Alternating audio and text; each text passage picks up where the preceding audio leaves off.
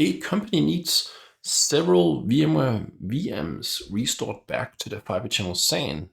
A Veeam proxy is present as a virtual machine on each ESXi host. Which transport mode will be used by default to restore these VMs? Okay, well, let's take a look.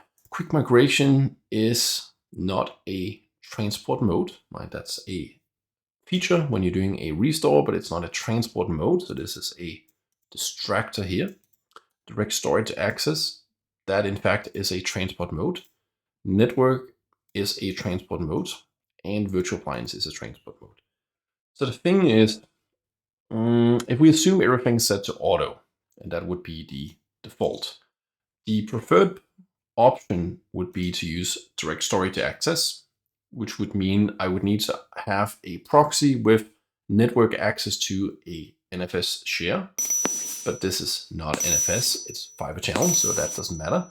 And it would need to have a fiber channel access, but you cannot do that with a virtual machine. It's not supported. You could use direct storage access for iSCSI, for example, but it's not iSCSI, so I can't do this. The next preferred option on the list would be virtual appliance network mode, hot mode, and the last one would be network mode. So going from the top, direct storage access, not possible because it's fiber channel. Virtual appliance, so that's going to be the one.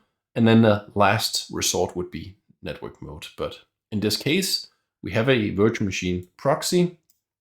That in itself would be enough. We even have one on every host. We don't need to have that, but we do. So it will definitely be virtual appliance mode that we're using for the restore.